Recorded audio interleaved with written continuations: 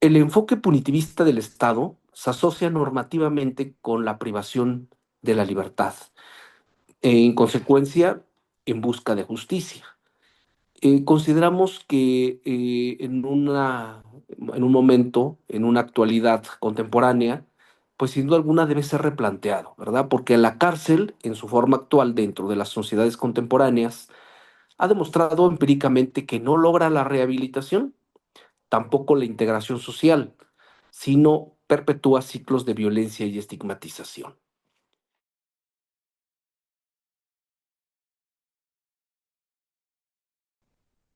Muy bien, pues vamos a dar inicio a nuestra sesión con un ponente de lujo, eh, el maestro Juan Carlos Vázquez Vázquez, que el día de hoy nos va a hablar de un tema sumamente importante que se refiere a la anatomía del sistema punitivo mexicano.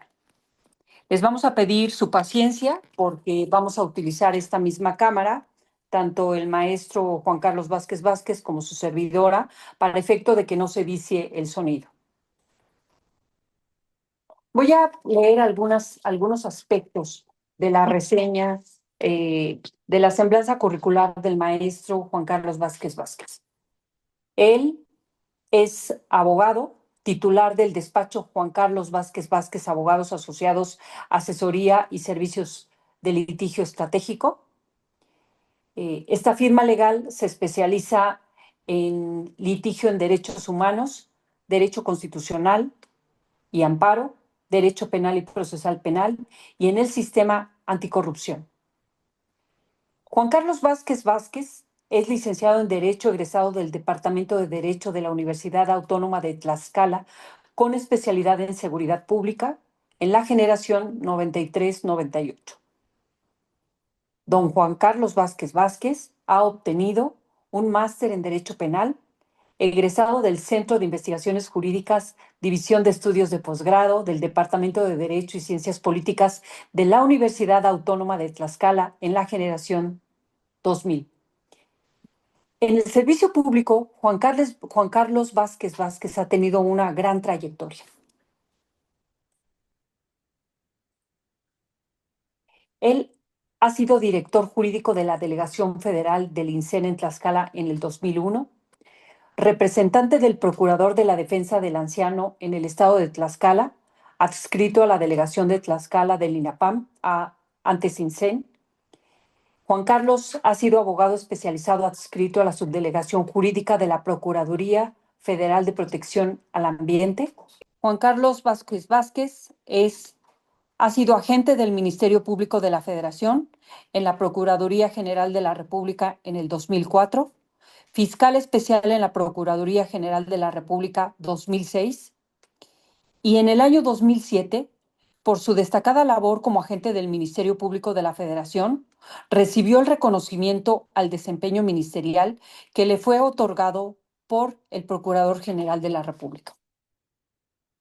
Adicionalmente, dentro de otros de sus estudios de posgrado, Juan Carlos Vázquez Vázquez participó en el Diplomado de Derecho Procesal Civil, Diplomado de Acceso a la Justicia en Materia de Derechos Humanos, Diplomado en Juicio de Amparo, Diplomado especializado en Sistema Penal Acusatorio Adversarial, Diplomado en Litigio Estratégico Integral en Proceso Penal Acusatorio. Juan Carlos ha cursado en las instituciones de educación superior estos estudios de posgrado. Estas instituciones son las siguientes: el INACIPE, la Universidad de las Américas, el Centro de Investigaciones Jurídicas de la División de Estudios de Posgrado del Departamento de Derecho y Ciencias Políticas de la Universidad Autónoma de Tlaxcala. Quiero expresar que Juan Carlos Vázquez Vázquez ha sido ponente en foros nacionales e internacionales, entre otras, en el marco de la reunión binacional México-Estados Unidos de América, Sacramento City, California, Estados Unidos de América, en el 2006. Juan Carlos Vázquez Vázquez ha representado a México en la reunión binacional México-China, Ciudad de México, en el 2012. También ha sido representante de la PGR ante la Europol, La Haya, en Holanda, en el 2011. Juan Carlos Vázquez Vázquez, en el año 2021, fue presidente fundador del capítulo Tlaxcala de la Barra Mexicana Colegio de Abogados.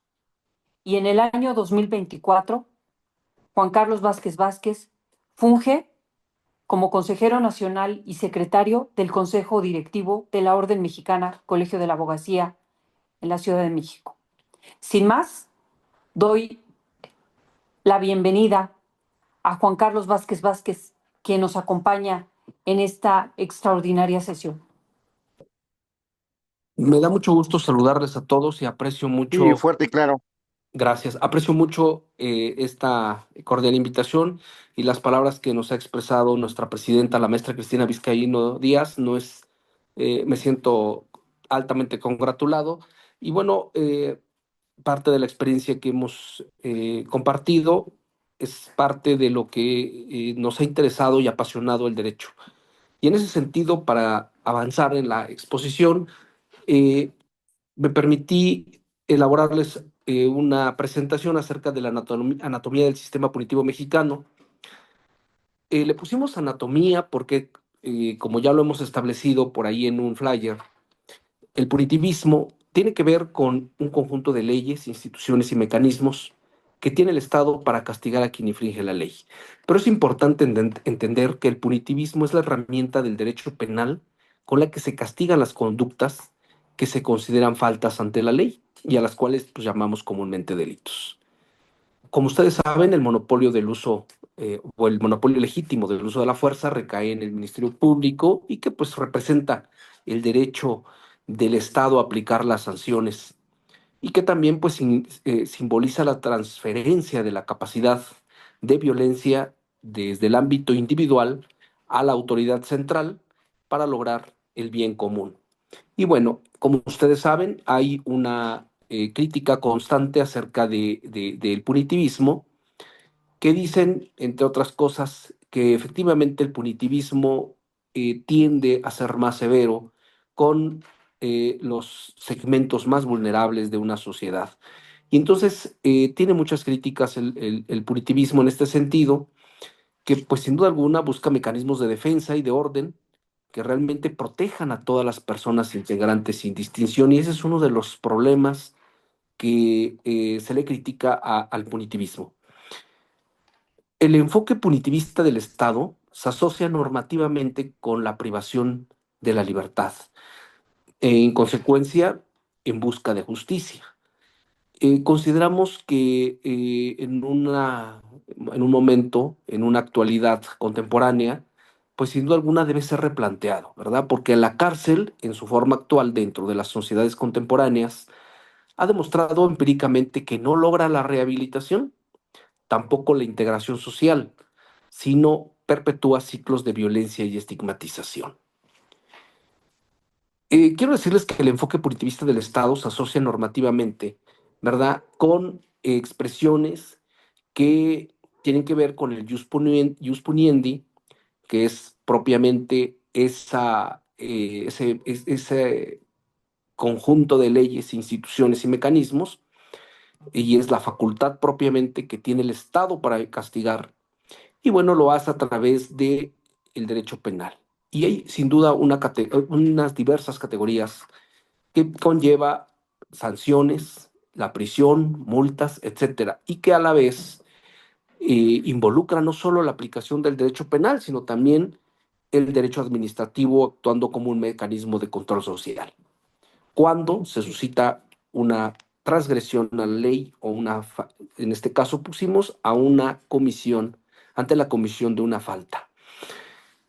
Pero contrario a esto, actualmente se habla de populismo punitivo, porque si bien puede aplicarse en México que hay una constante modificación a las leyes que buscan castigar con severidad ciertas conductas, pues encontramos antagónicamente el populismo punitivo.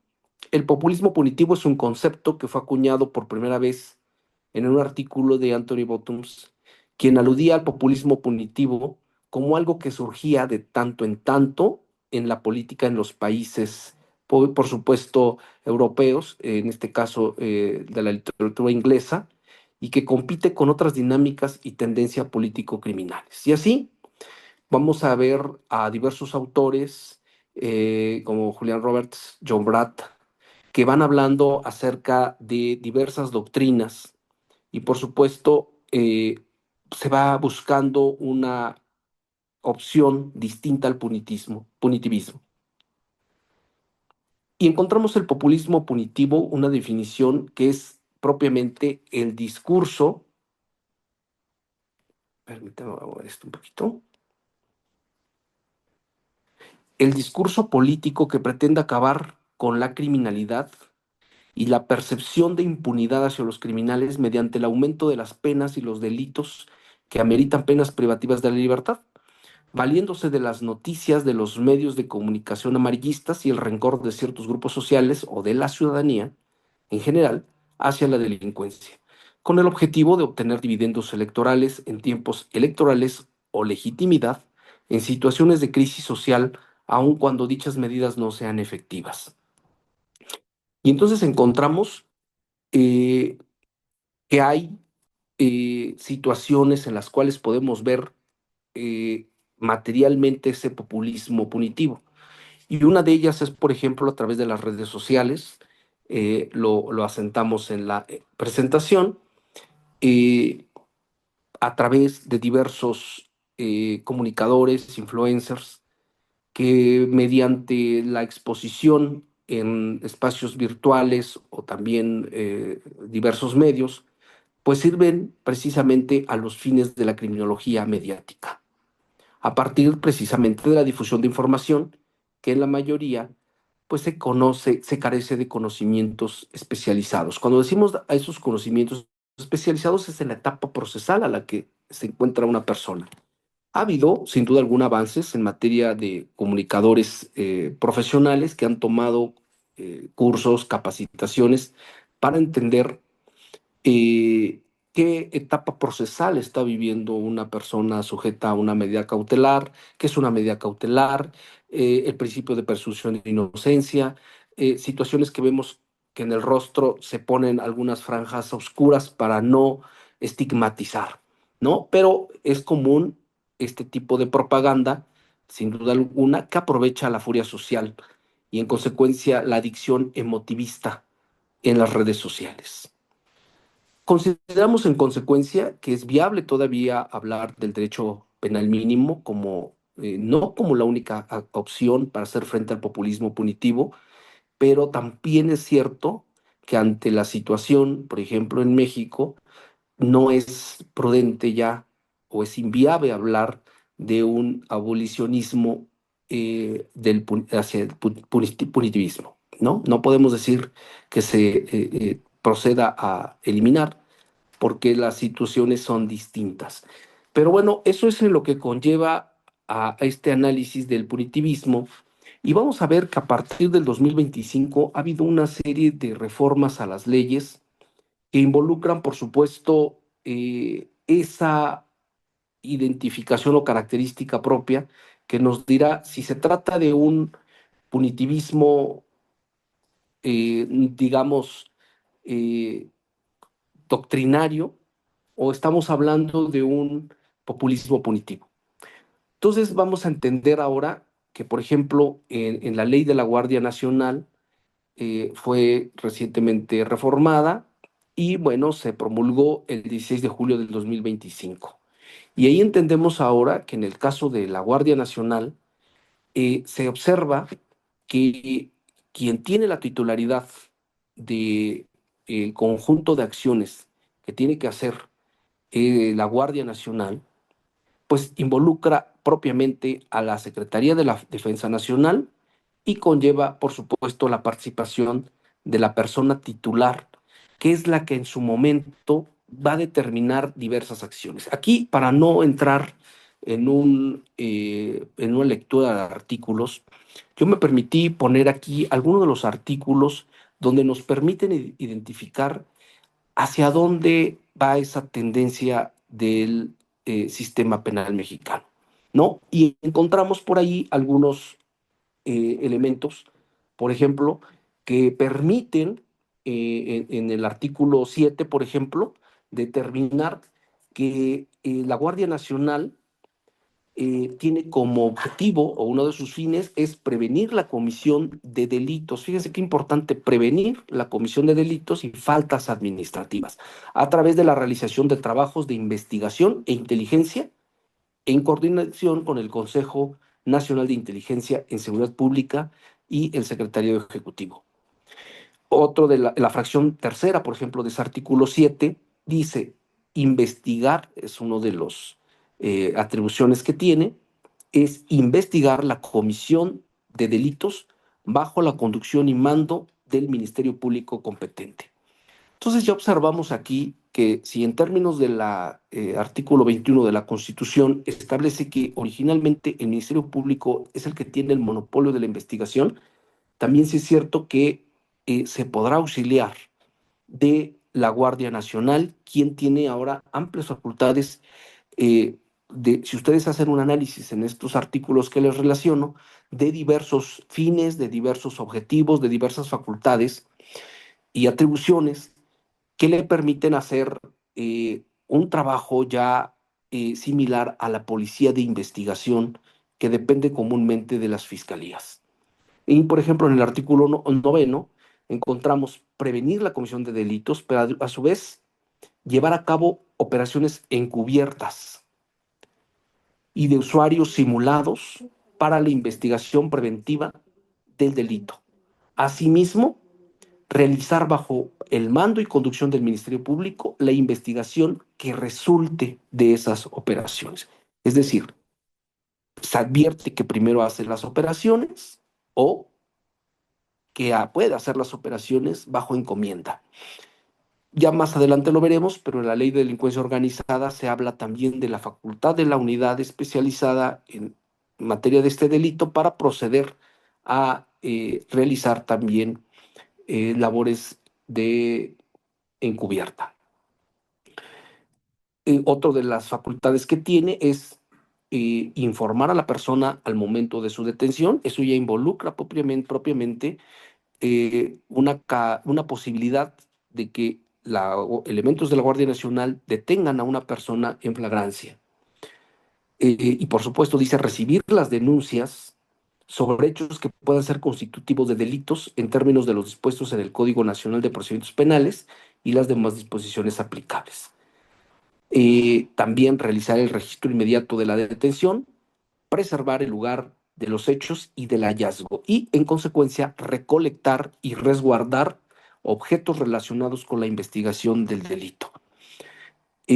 Como podemos ver, se trata, sí, bien, desde un punto de vista legal, darle amplias facultades a la Guardia Nacional, pero también ya vemos que la tendencia es a atender momentos de impacto. También dice, por ejemplo, en su fracción 26, solicitar por escrito y bajo mando y conducción del Ministerio Público, en términos del artículo 16 de la Constitución, a los concesionarios, permisionarios, operadores telefónicas y todas aquellas comercializadoras de servicios en materias de telecomunicaciones o sistemas de comunicación vía satélite, la información con que cuenten, así como la georreferencia de los equipos de comunicación móvil en tiempo real para el cumplimiento de sus fines de prevención de los delitos, previa autorización fundada y motivada de la autoridad judicial. Realizar la intervención de comunicaciones privadas siempre y cuando se tengan elementos que hagan presumir la existencia de un ilícito. La autoridad judicial deberá resolver las solicitudes en un plazo no mayor de 12 horas a partir de su presentación. Y bueno, decimos ahora quién es el que lleva el control de todas estas operaciones. El artículo 15 dice, la persona titular de la comandancia, pues es la encargada de vigilar y supervisar esto, con el cargo, por supuesto, o la jerarquía de general de división de la Guardia Nacional.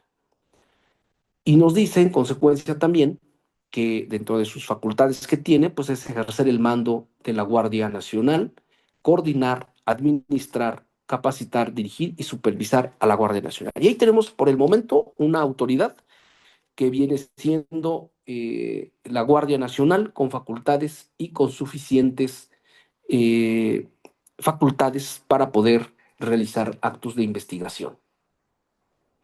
Y vamos a seguir analizando otra ley, que es la Ley Federal de Delincuencia Organizada.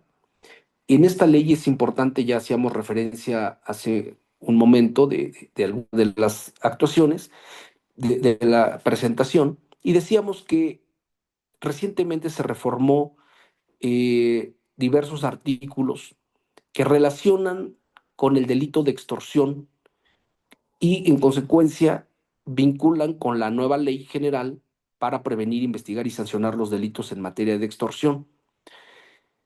Si bien es cierto, es uno de las conductas o delitos que estamos observando en ascenso, también es cierto que la respuesta ha sido inmediata por parte del Estado. Y involucrarnos dentro de la delincuencia organizada, pues implica una penalidad mayor. Y así tenemos que, por ejemplo, el artículo primero de la ley de delincuencia organizada dice, esta ley tiene por objeto establecer reglas para la investigación, persecución, procesamiento, sanción y ejecución de las penas por los delitos cometidos por alguna persona que forme parte de la delincuencia organizada. Y involucra, por supuesto, repito, el delito de extorsión. Si bien es cierto que antes contemplaba otras conductas y hubo una adecuación, también es cierto que en la fracción,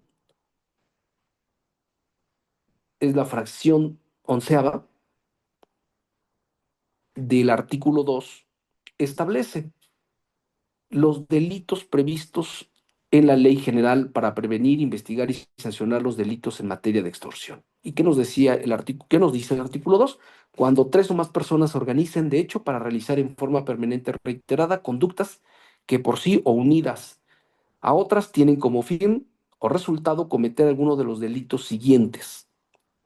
Y entonces, ahora tiene una penalidad en delincuencia organizada el delito de extorsión, aunado a las penalidades y posibles conductas que establezca la propia ley. Y en su artículo tercero dice que estas conductas pueden ser constitutivos también de delitos de fuero común y en consecuencia también relacionadas con contra la salud en su modalidad de narcomenudeo y otras. Y establece una regla de penalidad. Y se establece precisamente que conforme a la legislación aplicable o en relación a la ley de extorsión y delitos vinculados con la fracción, ya dijimos onceava, del artículo 2 de la ley de delincuencia organizada. Y bueno, en este caso, el artículo 11 bis, por ejemplo, que habla que quién es el que autorizará este tipo de investigaciones, pues es el titular de la unidad especializada y que incluso podrá autorizar la reserva de la identidad de los agentes de las fuerzas del orden público. Y tenemos otro elemento, ya dijimos, Guardia Nacional puede hacer actos de investigación, sí, y la unidad de delincuencia organizada, en este caso la Fiscalía Especializada, podrá autorizar operaciones encubiertas donde participen precisamente elementos de la Guardia Nacional y que incluso podrá participar en la ejecución de órdenes de aprehensión, detención en flagrancia o cateos, así como actos de investigación en materia de intervención de comunicaciones. Eh, el artículo 11 bis 1, que ahí pusimos, se establece que para la investigación de los delitos, el agente del Ministerio Público puede además utilizar diversas herramientas, como es vigilancia electrónica, seguimiento de personas, colaboración de informantes, usuarios simulados, así como otras técnicas que establece la ley y que se requiere la autorización del fiscal general o en su caso podrá el fiscal general delegar esas funciones en el fiscal especializado. Ahora hablaremos de algunas de las reformas que se hicieron en la Ley Federal de Armas de Fuego y Explosivos y encontramos concretamente que, de acuerdo al artículo primero, dice, la presente ley es de orden público Y bueno, y tiene por objeto regular el registro, control, vigilancia y sanción de actividades conexas con armas de fuego, municiones, artificios explosivos y sustancias químicas relacionadas, así como sus componentes, accesorios y demás objetos que regula esta ley. Aquí algo interesante en este análisis de la ley es que observamos que se regula por primera vez las sustancias químicas y se establece una penalidad alta para diversos permisos, manifestaciones, avisos, registros, incluso hay un sistema se implementa un sistema o una base de datos donde se deben de registrar las personas o empresas que elaboren algún tipo de artefacto donde utilicen sustancias químicas para precisamente explosivos. Y encontramos entonces que también dentro de la reforma faculta a las autoridades de las entidades federativas, los municipios, las alcaldías incluso, para intervenir en la aplicación de esta reglamentación y dice que la Secretaría de la Defensa Nacional llevará el control de todas las armas, pero así también de las actividades relacionadas con las sustancias químicas. Involucra, decíamos, a personas tanto físicas como personas jurídicas. Establece también algo importante, prohibición a las Fuerzas Armadas permanentemente la posesión y portación de uso de armas de fuego, eh, vehículos particulares modificados de cualquier tipo de blindaje. Entonces, no solo esta ley se dirige hacia el ciudadano, sino también se dirige a los elementos propios de su corporación. Ahora vamos a platicar algunas de las eh, reformas que involucran propiamente a la Ley Federal para el Control de Sustancias Químicas susceptibles de desvío para la fabricación de armas químicas. Y ahí encontramos que, de acuerdo a la reforma reciente, eh, eh, las medidas de control obligados sean registrados, que se pueda llevar a cabo una declaración manifiesta de propia intención, que se puedan hacer inspecciones, la revisión y controles a la importación, exportación y el transporte. Algunas de las actividades, pues ya propiamente eh, ya establecidas y que estaban prohibidas. Ahora hablaremos de la Ley General para prevenir, investigar y sancionar los delitos en materia de extorsión, reglamentaria en la fracción 21 del artículo 73 de la Constitución Política de los Estados Unidos Mexicanos. Esta es una nueva ley que involucra, por supuesto, las reformas que hemos platicado. Por un lado, en materia de Guardia Nacional y delincuencia organizada. Como ustedes saben, pues esta ley es de orden público y establece que, entre otras cosas, una distribución de competencias entre las autoridades de los distintos órdenes de gobierno para la prevención, investigación, persecución y sanción de delitos de extorsión y otros vinculados.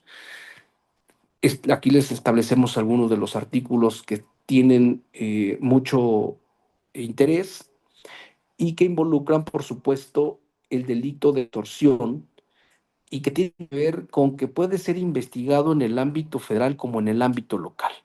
Es decir, concede facultades en consecuencia a las fiscalías de los estados y, por supuesto, establece o actualiza hipótesis para que el Poder Judicial de la Federación pueda conocer y tener competencia para este tipo de conductas. Eh, Se establece que este tipo de delito se encuentra vinculado con la delincuencia organizada y que muchas de las técnicas de investigación estarán sujetas precisamente a las reglas que establece la Ley de Delincuencia Organizada, por supuesto el Código Nacional de Procedimientos Penales. Se establece, por ejemplo, en el artículo 15, que a quien sin derecho obliga a otro a dar a hacer dejar de hacer o tolerar algo, obteniendo un beneficio o lucro para sí o para otro, o causando a alguien un daño o perjuicio patrimonial, moral, físico o psicológico, se impondrá de 15 a 25 años de prisión y una multa de 300 a 500 veces el valor diario de la unidad de medida y actualización. Entonces, si ustedes, aparentemente el delito de extorsión pudiese ser poca intención, pero sí alcanza una penalidad mayor, de 15 a 25 años de prisión en primera instancia, y en segundo, si se encuentra vinculado con delincuencia organizada, pues tiene una penalidad aún mayor. Se establecen también otras variables de conductas que permitirán aumentar de hasta 4 a 8 años de prisión. Y encontramos cuando el sujeto activo propiamente su objetivo o su pretensión sea directamente obtener un beneficio en especie, dinero o bienes, o en el caso del cobro de cuotas o prestaciones de cualquier índole adicionales a los que busca el simple ilícito de extorsión. Y bueno,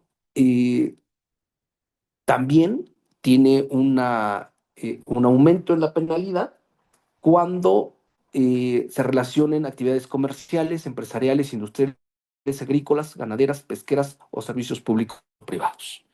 Sin duda alguna es uno de los flagelos que ha tenido impacto dentro de la sociedad y que involucra, por supuesto, que las penalidades sean mayores. Y decíamos, ante la exposición mediática de esta conducta, obviamente la respuesta del Estado tiene que ser en ese sentido. Voy a avanzar un poquito para no quedarnos en esto. Y bueno, dentro de esta ley se establecen diversas providencias precautorias y lo más importante, se establece una unidad o centro de atención a denuncias por el delito de extorsión. Esto es muy importante analizarlo porque nos permitirá, de acuerdo a la aplicación de la ley, pues obtener la noticia crímenes de la manera más breve.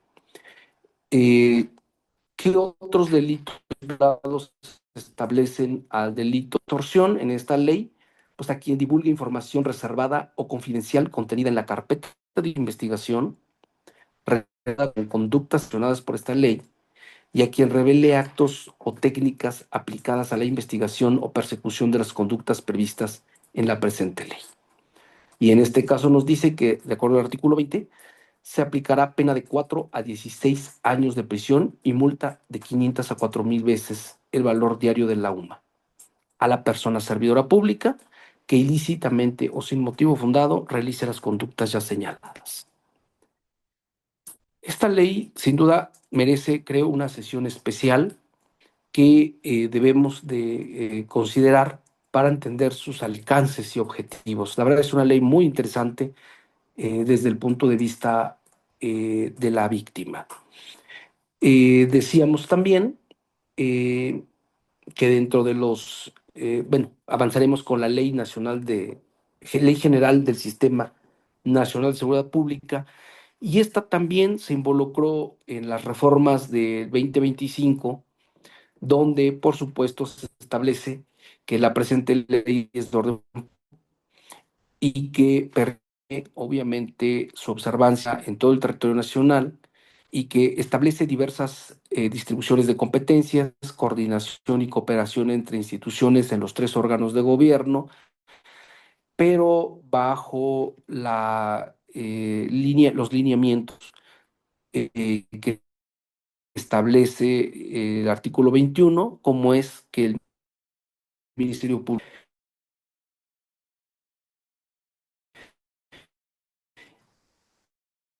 Esta ley es interesante observar de los actos y bueno, podemos encontrar que establece eh, criterios como de atención al delito de manera individual y también de género.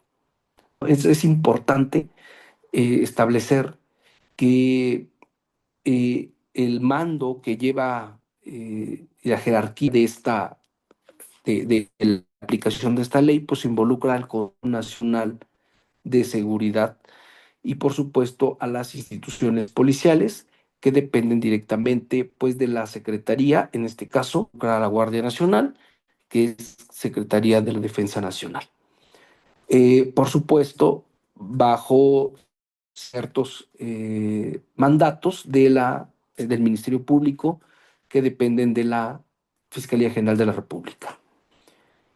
Y, por ejemplo, en este caso dice, la Procuraduría, bueno, la Fiscalía tendrá como función conducir la investigación de los delitos y acreditar jurídicamente ante la autoridad jurisdiccional su comisión de responsabilidad, presentar la acusación y participar activamente en el proceso penal, pero también orientar a la denunciante, al denunciante, a la creyente, sobre los mecanismos alternativos de solución de controversia. Es una ley interesante que nos permite analizar incluso las prioridades que debe de tener una fiscalía, como los delitos de impacto, delitos de género, de personas desaparecidas y, por supuesto, análisis criminal y de contexto. Eh, es interesante esta ley porque sí habla precisamente de la participación del personal militar de la Guardia Nacional y de que estará sin duda alguna pues supervisado y vigilado. Ahora les hablaré, para ir un poquito avanzando, del Código Fiscal de la Federación. Llama mucho la atención, la verdad es que hay tanto que platicar, porque en el Código Fiscal de la Federación se establecen diversas, voy a tratar de leerles el artículo o precisárselos, pero pues ustedes saben que el Código Fiscal tiene como objetivo propiamente, eh, pues, permitir que la federación obtenga contribuciones únicamente cuando las leyes lo señalen expresamente. Y en ese tenor, bueno, pues encontramos certificados que emite el Servicio de Administración Tributaria quedarán efectos cuando, y una de las reformas es, detecten que el contribuyente emisor de comprobante no desvirtuó la presunción de que emitió comprobantes fiscales falsos y se determinó que se ubica en el supuesto del artículo 49 bis, fracción octava, inciso B de este código. No quiero dedicarme a leerles artículos, yo se los voy a dejar en la lámina para que ustedes puedan irlos analizando, pero algo importante es que esta ley, bueno, estas reformas al Código Fiscal, también eh, ahora advierten cierta responsabilidad, incluso hasta el contador público. ¿Por qué? Porque él es el encargado de, pues obviamente, tener de primera noticia, eh, digamos, los registros contables, las cuentas bancarias, y le establece también de manera coercitiva, una sanción. De no hacerlo, le generará, por supuesto, responsabilidad y debe dar aviso, bajo el principio de buena fe, darle aviso a la autoridad, en este caso la Secretaría de Hacienda, precisamente de este tipo de circunstancias que advierta. Eh, También habla de conductas cuando eh, tenga que ver con mercancías de importación. No solo certificados, ya decíamos certificados de sello digital, sino también cuando se trate de actividades que tengan que ser declaradas, así como el impuesto, las contribuciones propiamente, como también en el caso de créditos fiscales firmes. Y establece, entre otras cosas, que se sancionará, me voy a avanzar un poquito en materia de los sanciones que establece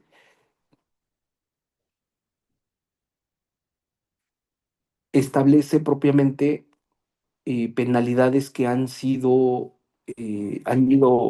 al alza, que permite precisamente advertir una conducta o una situación más punitiva por parte del Estado. Eh, Involucra, por supuesto, denme oportunidad de buscarlo, que lo tengo, pero involucra, por supuesto, también las visitas domiciliarias, establece ciertas reglas. No sé cómo vamos en tiempo, creo que ya estamos sobre el tiempo, pero establece que la Secretaría de Hacienda procederá penalmente contra cualquier actividad relacionada con comprobantes fiscales falsos, en términos del artículo 113 bis de este código. Y dice algo, se presumen cierto, salvo prueba en contrario, o sea, de ley ya son ciertos, los hechos afirmados en los dictámenes formulados por contadores públicos sobre los estados financieros de los contribuyentes o las operaciones de enajenación de acciones que realice en cualquier otro dictamen que tengan repercusión fiscal formulado por contador público o relacionado con el cumplimiento de las disposiciones fiscales. O bien en las aclaraciones que dichos contadores formulen respecto de sus dictámenes, siempre que se reúnan determinados requisitos. Y dentro de esos requisitos es que el dictamen se formule de acuerdo con las disposiciones del reglamento, y que cuando derivado de la elaboración del dictamen, el contador público inscrito tenga conocimiento de que el contribuyente ha incumplido con las disposiciones fiscales y aduaneras, es otra de las actividades que se establece, deberá informarlo de inmediato a la autoridad fiscal, de acuerdo a las reglas de carácter general que involucran el servicio de administración tributaria. Eh, Decíamos que, por ejemplo, otra de las conductas puede ser que el contribuyente no registró en su contabilidad los depósitos en su cuenta bancaria, estando obligado a llevarla, ¿no? Ese es uno de diversas actividades, así como las relacionadas con el pago de las contribuciones, presentación de declaraciones, reportes, solicitudes, documentación, avisos, información o expedición de constancias y del ingreso de información a través de la página de Internet del Servicio de Administración Tributaria. La verdad es que ese es otro tema de sesión que podremos analizar, que debemos analizar acerca de esos alcances en materia de reforma al Código Fiscal que involucran, por supuesto, también a los abogados. Ahora, decíamos que en materia de delitos fiscales se establece que se formule querella tratándose de los diversos casos y que declare el fisco que ha sufrido o pudo sufrir un perjuicio de acuerdo a sus dictámenes, y que se formule la declaratoria correspondiente en los casos de contrabando de mercancías por las que no deban pagarse impuestos y que requieran permiso de autoridad competente, y por supuesto en aquellos en las que sí se deban de pagar impuestos. Y algo importante es que se presume un delito de contrabando cuando se descubren mercancías extranjeras sin la documentación aduanera que acredite que las mercancías se sometieron a los trámites previstos en la ley aduanera para su introducción a territorio nacional o para internación de la franja o región fronteriza del resto del país. Diversos también respecto a aquellas mercancías de comercio exterior destinadas al régimen aduanero de depósito fiscal o que arriben al almacén general de depósito. Eh, Se establece también cuando las mercancías hayan ingresado de manera temporal al país, también aquellas operaciones inexistentes o actos jurídicos simulados, y cuando se introduzcan al país bajo un régimen aduanero de importación temporal, pero con el objeto es propiamente de ingresarlo o de retirarlo posteriormente de los lugares autorizados sin cumplir con las disposiciones aplicables. Son un conjunto de conductas delictivas que sí ameritan realmente un análisis especial en una sesión. Bueno, voy a avanzar ya para no logro mover, ahí está. Acá aquí ya no está, pero bueno, voy a avanzar rápidamente en platicarles acerca de la Ley Federal para la Prevención e Identificación de Operaciones con Recursos de Procedencia Ilícita. Esta ley, como ustedes saben, ha sufrido diversas reformas que involucran propiamente eh, temas y actividades de vital importancia. Me voy a permitir dar la lectura para hacer un poquito más breve. Dice, el objeto de esta ley es proteger el sistema financiero y la economía nacional. Y bueno, busca prevenir y detectar actos u operaciones que involucren recursos de procedencia ilícita a través de una coordinación interinstitucional que tenga como fin recabar elementos útiles para investigar y perseguir los delitos de operaciones con recursos de procedencia ilícito relacionadas con esto y las estructuras financieras de las organizaciones delictivas, así como evitar el uso de los recursos para su financiamiento. Y dentro de las actividades vulnerables que establece el artículo 3 de la ley, son aquellas que realizan las entidades financieras, así como aquellos avisos o que se encuentren relacionadas con reportes de entidades financieras, en términos del artículo 15 de la ley. Y establece también al beneficiario y controlador, o persona física o grupo de personas físicas que realicen la actividad de beneficiario y controlador, así como también a la persona cliente, usuaria, en última instancia, que beneficie del goce, uso, disfrute, aprovechamiento o disposición del bien o servicio derivado de la realización de un acto u operación con quien realice una actividad vulnerable. Y bueno, se establecen diversas directrices de cómo identificar las actividades de cada una de las personas, incluso también a quien la administre, diseña las estrategias o las principales políticas de la misma.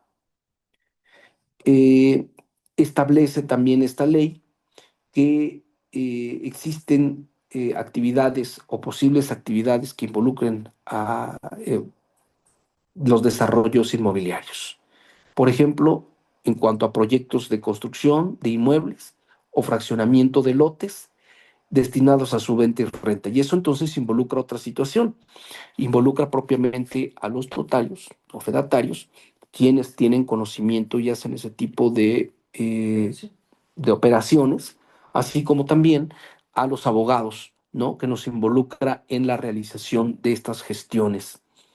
Eh, Así lo establece, por ejemplo, en su fracción quinta, entidades colegiadas, a las personas morales y establece entidades financieras, pero también a los fedatarios públicos, notarios o corredores públicos. Y establece también a las personas políticas expuestas. Esto es algo importante. Aquellas personas que desempeñen o han desempeñado funciones públicas en territorio nacional o en un país extranjero, así como aquellas personas relacionadas con ellas, que cumplan con las condiciones y características que la Secretaría establezca en reglas o disposiciones de carácter general. Y también establece aquellas personas que estén vinculadas con relación de negocios. Es otra conducta importante y que es aquella persona, aquella establecida de manera formal y habitual, quien realiza una actividad vulnerable y sus clientes usuarios, excluyendo los actos o operaciones que se celebren ocasionalmente, pero que realicen una prestación de servicios de fe pública previsto en el artículo 17 de la fracción 12 de la ley. Eh, Como pueden ver, son diversas actividades, la verdad que amplias, yo diría amplias, que involucran una acción punitiva del Estado.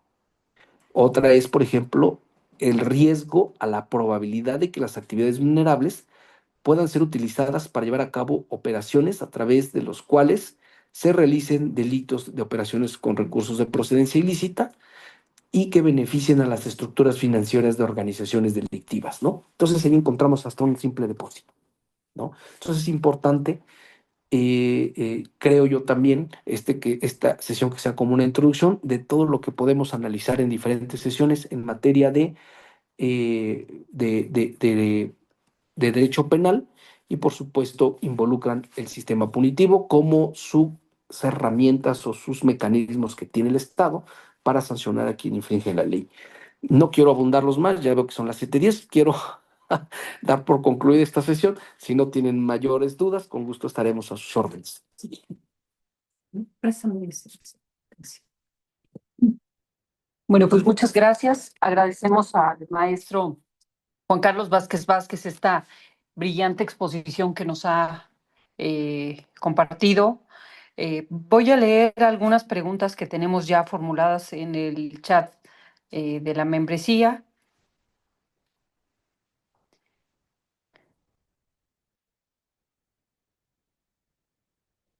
A ver, aquí tenemos una pregunta del maestro Isaías Toscano, presidente de la sección de Oaxaca. Y comenta, bueno, primero que nada te felicita por la brillante exposición que nos compartiste y comenta que si bien es cierto, la Guardia Nacional se agregó a un cuerpo de seguridad pública y la ley que los regula les establece ciertas facultades, entre ellas investigación, en la práctica dista mucho de efectividad y eficacia. Si para contestar un oficio administrativo se tardan meses, en una investigación, sea del fuero común o del federal, se tardaría en años. Lo comenta con conocimiento de causa administrativa y policial. Asimismo, complementa su pregunta señalando que se requiere reingeniería del sistema policial mexicano y que el Ejecutivo no tenga injerencia en la Fiscalía General de la República, pues en la reforma a la ley orgánica se enarbola, pero en la práctica no existe autonomía. ¿Qué opinión te merece al respecto, querido Juan Carlos? Sí, con todo gusto coincido con el planteamiento que hace el maestro. Creo que todavía tenemos algunas deficiencias operativas, pero que tienen que ver con pues la falta todavía de adiestramiento y preparación, capacitación al personal. No solo se trata de, eh, digamos, de la falta de autonomía, sino también de capacitación. Es obvio, y espero que así coincidamos, es obvio que cuando la Guardia Nacional depende de un adiestramiento propiamente organizado como es el cuerpo militar, pues ahí la tendencia marcada es la disciplina. Entonces, difícilmente algún subalterno podría tomar iniciativa propia. Tiene forzosamente que consultar a superior jerárquico por esta disciplina militar. Lo pertinente sería, coincidimos muchos, pues, en que el titular pudiese ser una persona de extracción civil para con esa amplitud de criterio poder tener la autonomía que requiere el cuerpo de la Guardia Nacional. Por eso es que coincidimos, pero considero que lo más importante es la capacitación del personal.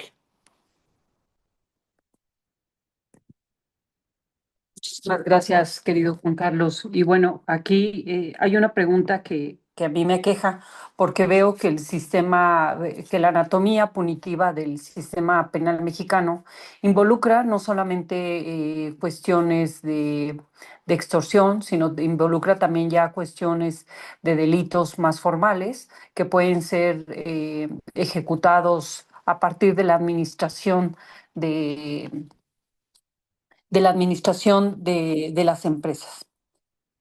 Aquí tengo una pregunta que me están formulando la Guardia Nacional. ¿Qué clase de delitos puede atender dentro de sus funciones? Bueno, de acuerdo a lo que establece, no sé si se escucha, Sí.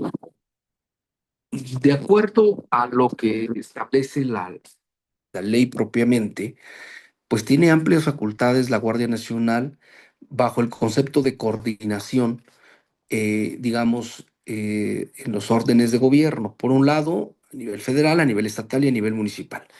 Incluso también la ley establece que se pueden celebrar convenios entre autoridades, de tal forma que los delitos de los que conocería la Guardia Nacional de primera mano tendrían que ser delitos en materia federal.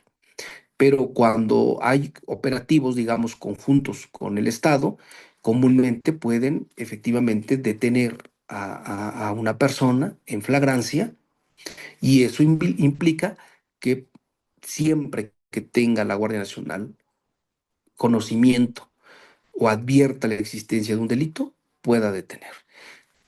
¿Qué observamos? Que comúnmente si van en una, digamos, colaboración, pues van jerárquicamente elementos de la Policía Municipal, de la Policía Estatal y de la Guardia Nacional. Cuando hay un delito que es del fuero local, pues obviamente comúnmente en la operación práctica es que los cuerpos de la policía local son los que proceden a hacer propiamente la detención o la puesta a disposición, pero obviamente una autoridad judicial, en el caso federal, sí puede pedir el auxilio de elementos de la Guardia Nacional para realizar todo tipo de acto de investigación, incluyendo, como ya lo comentábamos, el procesamiento del lugar de los hechos. Obviamente resguardarlo y procesar los indicios que recabe, y también la ley establece que puede llamar a personal pericial que debe de tener adscrito a su, digamos, a su estructura de Guardia Nacional. De acuerdo. Muchas gracias. Muchas gracias. Ahora parece que ya tiene buena señal el maestro Isaías Toscano, presidente de la sección de Oaxaca. Le daría el uso de la palabra para que abra su micrófono y formule de manera, eh, eh, formule su pregunta, por favor, al ponente. Muchas gracias, maestro. Bienvenido. Muchas gracias, presidenta. Muy buenas noches a todos. Gracias por permitirme la palabra. Ando como siempre en carretera. Primero que nada, maestro, muchas felicidades. Trae usted un tema que, dicho sea de paso, nos hace ruido a todos, porque el hablar de la anatomía punitiva mexicana es hablar de todo un contexto, ¿no? Tanto doctrinal como procesal y una cuestión ahí de ambas aristas, ¿no?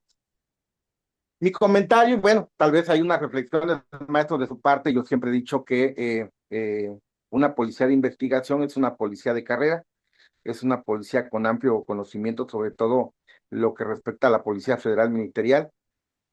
Y en cuanto a la Guardia Nacional, me deja dudas, digo, y no por su tema, felicidades, porque usted nos está dando un espectro tanto en el Código Nacional, en el Código Fiscal, el Código Penal y la normatividad que usted nos comenta. Fíjese, mi inquietud va basado en la Guardia Nacional, por ejemplo. Si en un momento determinado la Guardia Nacional es una policía que es de reciente creación, digo, de algunos años ya, pero que al final de cuentas realmente en la investigación de los delitos tiene un tema muy complicado, porque si yo le comentaba ahí en el chat, maestro, si para presentar una promoción, una solicitud de una información te tardan casi 4 meses, indiscutiblemente el Ministerio Público de la Federación gira oficio de investigación para que se apoye de la Guardia Nacional, pues se va a tardar un año aproximadamente. Perdón si no me escuchan bien porque vengo bajando, ya van a cerrar este café internet. Entonces, también otro comentario, maestro, sí es muy complicado, fíjese. Por ejemplo, en la ley antilavado, ¿no? Esa ley antilavado que al final de cuentas la unidad de inteligencia financiera tiene que mandar la información a los Limas, ¿no? En ese entonces Ministerios Públicos Federales. Pues cuántos más van a poder detectar operaciones de procedencia ilícita si los elementos de la Guardia Nacional completamente están, de verdad, con todo respeto y con esas palabras, están desfasados en conocimientos, funcionados marinos y militares, y desconocen completamente lo que es la investigación de los delitos, y no es culpa de ellos. Es un tema de corrupción a nivel nacional, es un tema complicado, es un tema de reestructuración. Mi pregunta va en que ese es mi comentario, va en ese sentido, maestro. Vamos a tratar, como usted lo dice, en una anatomía punitiva compleja en el sentido del ejercicio policial. En ese particular, no dudo que existen ministerios públicos federales de alto conocimiento, de gran envergadura, de mucha experiencia, como el PGR, hoy Fiscalía General de la República, pero que también tenemos que hacer un par de reflexiones conjuntas.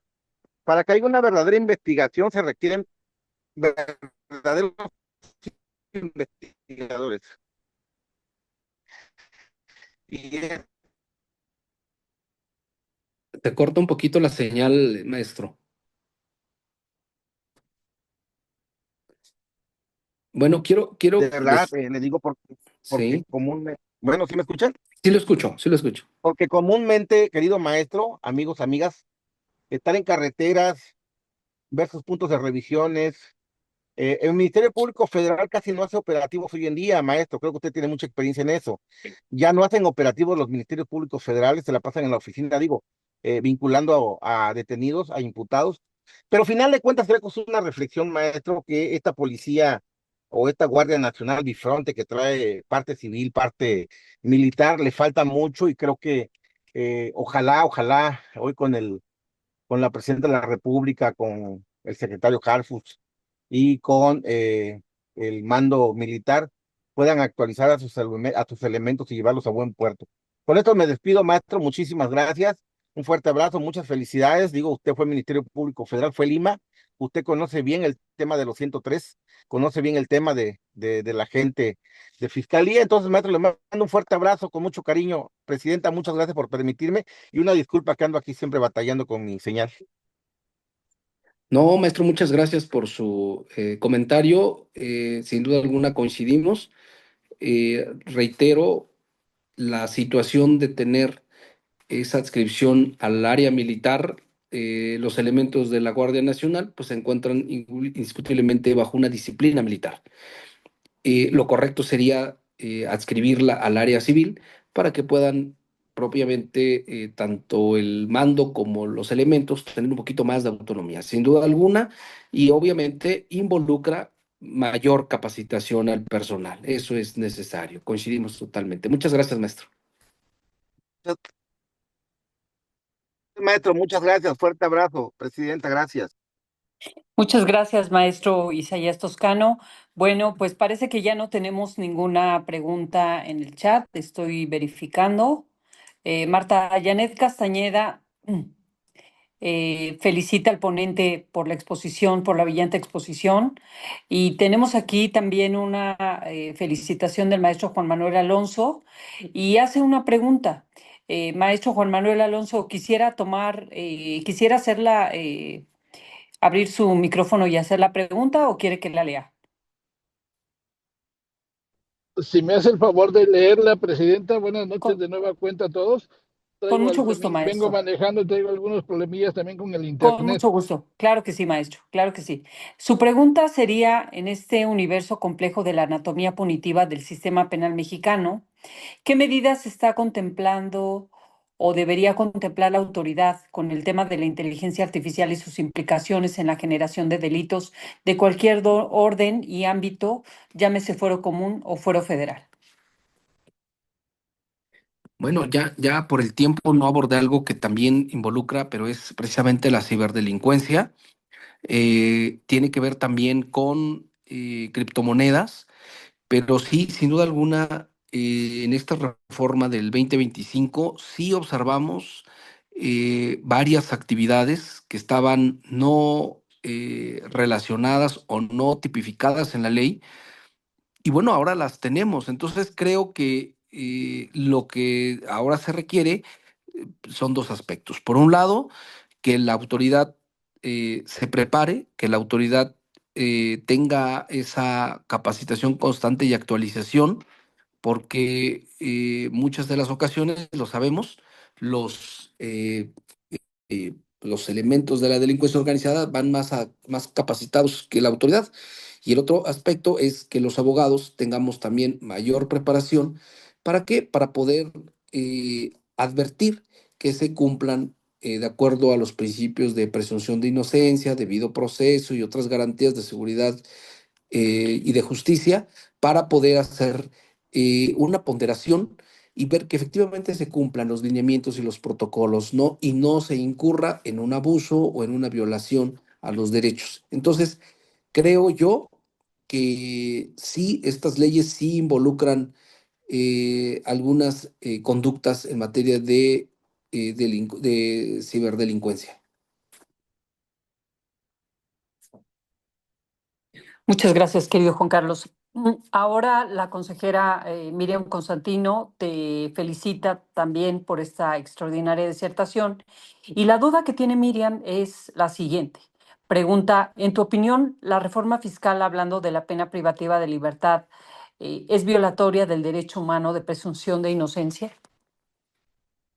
Es un tema importante porque, primer punto, déjenme concluir con eso, ¿cierto? Yo soy más creyente o soy más garantista y no soy no comparto la idea de hacer todo punitivo, ¿no? El punitivismo, sin duda alguna, creo yo que limita precisamente algunos acuerdos, algunos aspectos de mediación en conductas que no deberían de ser sancionadas. Entonces, yo considero que en materia fiscal no se debe endurecer tanto la ley. Creo que debe de haber un poquito más de, eh, consideraciones y ser más sensible, porque involucra dinero.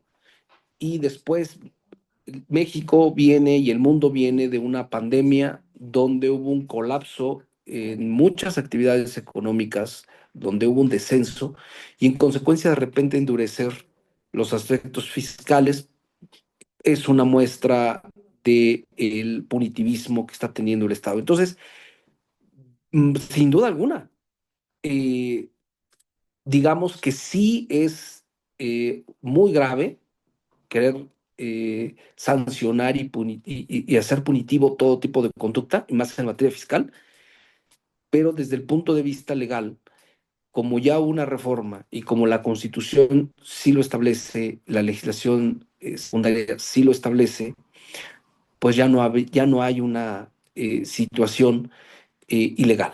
Sin duda alguna hay un abuso, hay una, digamos, vulneración a los derechos humanos desde el punto de vista convencional, sí lo hay, pero ya sabemos que actualmente, de acuerdo a la reforma al Poder Judicial también, se estableció que lo que dice la ley no permite más interpretación, sino es lo que es aplicable. Entonces, quizás nos obliga a acudir a tribunales propiamente internacionales para dirimir este tipo de controversias. Pero en tanto, la ley dice en materia fiscal, puedes promover algún recurso, puedes promover alguna queja, etcétera, pero debes garantizar el monto de lo que se te esté imponiendo como multa, como recargo, como sanción, debes de garantizar esa cantidad. Entonces, todo, toda persona o todo contribuyente que quiera proveer el tipo de recurso o algún tipo de amparo, pues debe garantizar con la cantidad de el crédito fiscal que se establece. No sé si hay alguna otra duda. Bueno, aquí tenemos un comentario de Roxana, la consejera Roxana Herrera, que te felicita por esta gran exposición que has tenido y por los conocimientos que nos has compartido. Muchas gracias, Pues estimada bueno, consejera. muchísimas gracias a todos. Parece que el maestro René Javier Soto Cavazos de Chihuahua también te felicita por la exposición y el tema interesante y amplio que nos has compartido. Entonces, si te parece bien, ahora vamos a hacer un switcheo de máquina Por favor. para poder hacer para poder compartir el reconocimiento. ¿Sí? Muchas gracias. Pues gracias. Gracias a ustedes.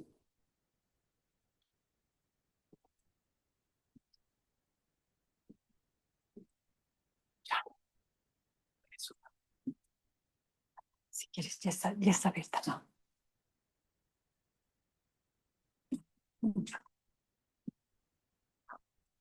Muy bien, vamos a dejar de compartir esta pantalla. Si nos ayuda, por favor, Anita Mozo, a compartir el reconocimiento. Eh, pues bueno, primero que nada, querido Juan Carlos, te quiero felicitar por esta gran exposición que nos has dado. esta charla que nos has compartido. La verdad es que ha sido una delicia de miércoles. Y bueno, sin más, quiero compartirte este reconocimiento. La Orden Mexicana Colegio de la Abogacía AC otorga el presente reconocimiento al maestro Juan Carlos Vázquez Vázquez por su extraordinaria participación como ponente en la conferencia Anatomía del Sistema Punitivo Mexicano. Se otorga este reconocimiento el día 14 de enero del 2026 y firma tu servidora como presidenta del Consejo Directivo Nacional de la Orden Mexicana Colegio de la Abogacía. Muchísimas gracias, amigo querido, por estar aquí, por compartirnos estos brillantes conocimientos. Y bueno, eh, ahora vamos a tomar nuestra fotografía tradicional. Por favor, les pido a todas que prendan su cámara.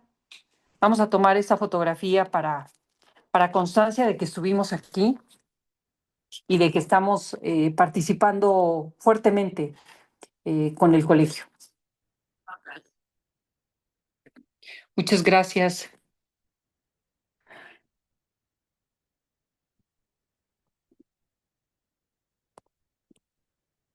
Muy amables, muchísimas gracias. Miren, vamos a volver a tomar la fotografía porque ya prendieron algunos compañeros su cámara. Roxana, no sé, siempre nos pide que, que tomemos una segunda fotografía. ¿Estás bien, Rox? ¿Así está bien la fotografía? Parece que sí. Sí, Cristi, aquí estoy. Perfecto. Perfecto. Muy bien, tomamos la fotografía. Muchas gracias. Sales linda. Muchísimas gracias a todas y todos.